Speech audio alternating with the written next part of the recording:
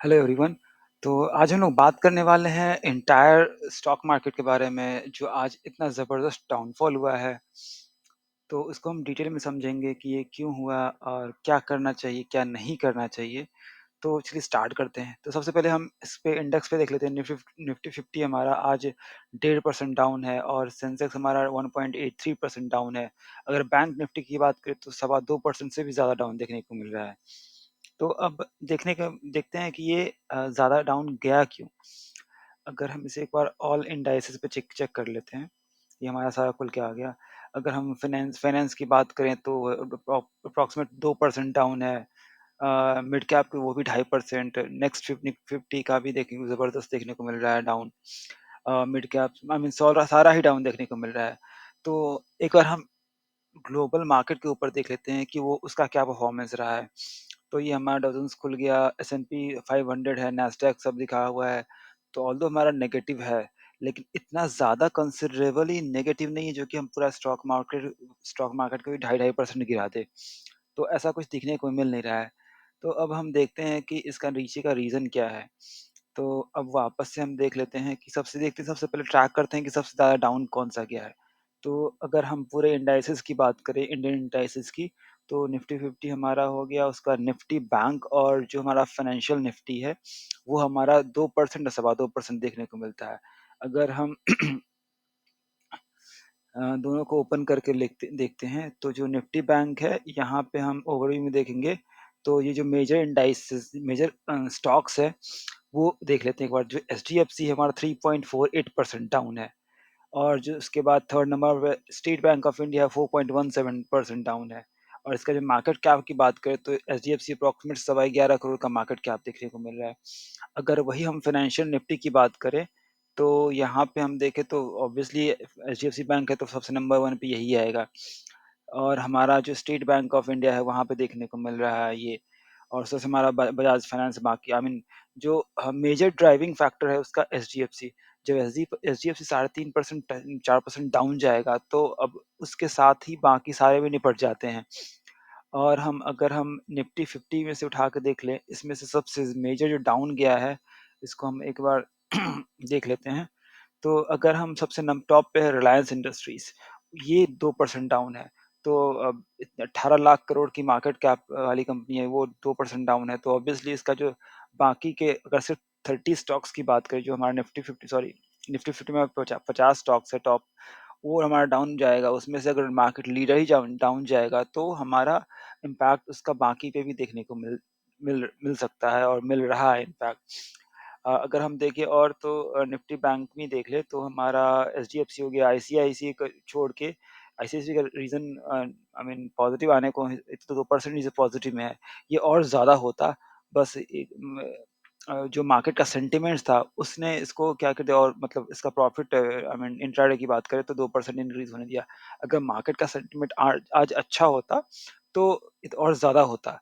But ये था कि आईसीआईसी का नंबर बहुत ही अच्छा था, इसका परफॉर्मेंस क्वार्टर 3 का रिजल्ट पूरे बहुत ही अच्छा था, इसलिए यहाँ पे डाउन मीन पॉजिटिव देखने को मिल रहा है।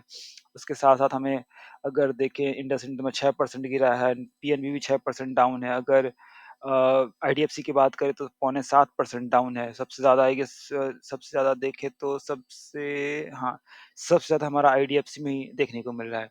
इसका मतलब ये नहीं कि हम अगर स्टॉक्स हमारा डाउन चला गया तो खराब हो गया, फिर हम सब बेच के निकल जाए या पैनिक कर जाए, तो ऐसा तो बिल्कुल भी नहीं है।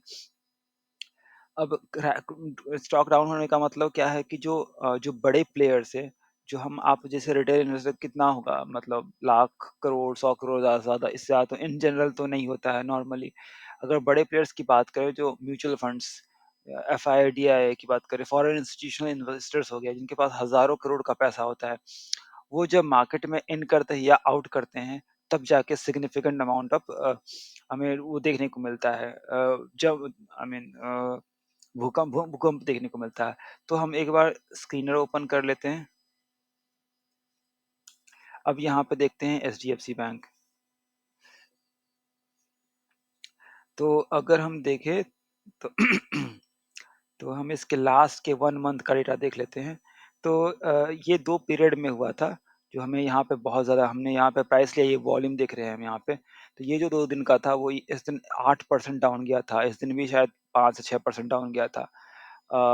और उसके बाद अगर देखिए 3 दिन हमारा ज़बरदस्त डाउन हुआ था, उसके बाद हमें ये फिर से वापस से आज हमें 4 पर साढ़े 3% देखने को मिल रहा है। तो इसका मतलब क्या है कि अगर हम बाकी के एक पूरे मंथ में कंपेयर करें तो यहाँ पे अगर वॉल्यूम देखने को मिल रहा है 22,000 वॉल्यूम है, यहाँ पे है 12,000 है वॉल्यूम। इस पॉइंट पे देखें तो बहुत कम है, 8,000 है।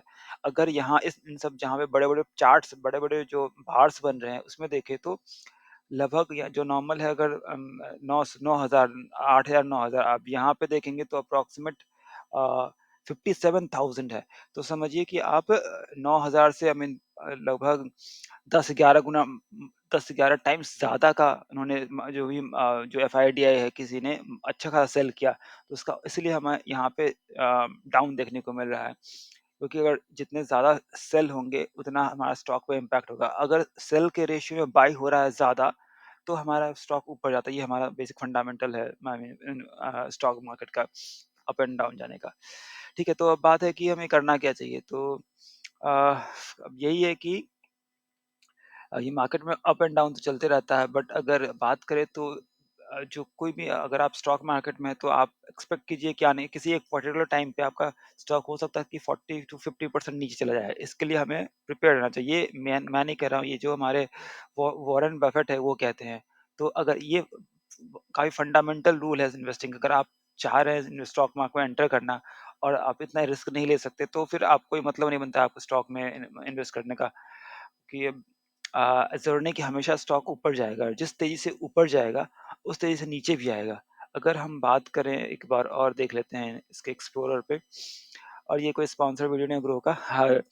एक्चुअली आज ग्रो के साथ इश्यू चल रहा था, स्टॉक ये वेबसाइट डाउन था, डाउन तो कंप्लीटली नहीं बोलेंगे बट ऑर्डर प्लेस नहीं हो रहे थे। तो बस ये था कि मैंने नया अकाउंट बनाया ताकि क्लियरली चीज़ों को दिखा सकूँ। तो अब हम देखते हैं मोस्ट इम्पोर्टेंट ग्रो में देखें तो यहाँ पे देखेंगे आईआरएफसी हमारा 8% डाउन। अगर आरबीएल देखें तो 9% डाउन। इरेडा का डाउन अभी नहीं है यहाँ पे, रीजन बीइंग कि अभी रिसेंटली कल जो हमारा राम लला जी आए हुए हैं अभी भी। तो उससे क्या हुआ कि जो मोदी जी ने अनाउंस कर दिया कि 100 करोड़ सोलर रूफटॉप लगाएँगे। कल मैंने वीडियो बनाया था इसके ऊपर से क्या-क्या किस-किस को फ़ायदा हो सकता है, इसमें ये भी था। तो इतने सारे डाउन होने के बाद भी ये स्टॉक अकेला है, जो कि अकेला तो नहीं बोलेंगे, ये स्टॉक स्पेसिफिक स्टॉक है वो 33% अप गया है।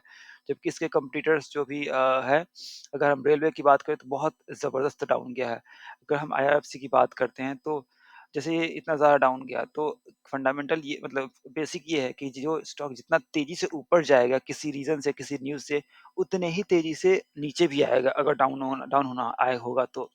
तो हमारा जो आईआरएफसी में सिमिलर ट्रेंड देखने को मिलता है। अगर आईआरएफसी ओपन कर ले तो अगर लास्ट 1 हफ्ते की बात करें तो कितना ज़बरदस्त तरीके से 1 हफ्ते में देखें तो अप्रॉक्सिमेट 27% लास्ट के 4 दिन में 3-4 दिन में 27% गया था। अगर 1 महीने में बात करें तो 64% गया था।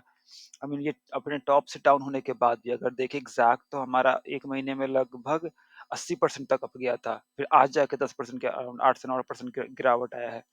तो ये हमारा स्टॉक मार्केट में चलते रहता है, जो जितनी तेज़ी से जाएगा उतनी ही तेज़ी से वापस आएगा। बस हमें प्रिपेयर रहना चाहिए कि हमने जो फंडामेंटल जो बिज़ जो जो हमें हमें वो स्टॉक सेलेक्ट करना चाहिए मेरे हिसाब से, जो फंडामेंटली स्ट्रॉन्ग है।